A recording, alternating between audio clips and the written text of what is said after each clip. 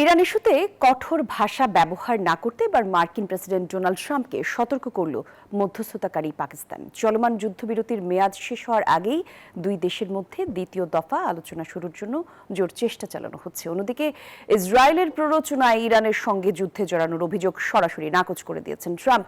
তার দাবি, পারমাণবিক অস্ত্র ঠেকানোর জন্যই এই সংঘাতের সূত্রপাত। তেহরান ও ওয়াশিংটনের দ্বিতীয় দফার আলোচনা সফল করতে নিবিড় মধ্যস্থতা করছে পাকিস্তান।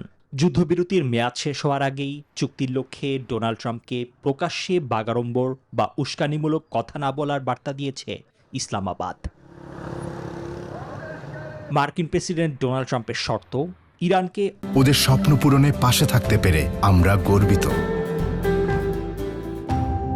অবশ্যই পারমাণবিক সক্ষমতা ত্যাগ করতে হবে, এখানে কোনো ছাড় নেই। অন্যদিকে তেহরানও স্পষ্ট জানিয়েছে, যুক্তরাষ্ট্রের সব অবরোধ প্রত্যাহার ছাড়া নতুন কোনো আলোচনা নয়। এর মধ্যেই যুদ্ধের কারণে বিশ্ববাজারে তেলের দাম বাড়ায় খোদ যুক্তরাষ্ট্রেই জ্বালানি খরচ ও মুদ্রাস্ফীতি তীব্র হয়েছে। সাম্প্রতিক জরিপ বলছে, ডোনাল্ড ট্রাম্পের যুদ্ধ পরিচালনা নিয়ে বেশিরভাগ মার্কিনই এখন চরম অসন্তুষ্ট।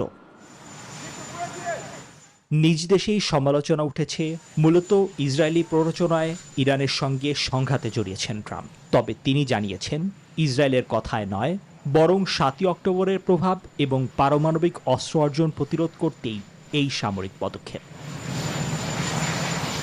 নিবির আমিন, নিউজ 24।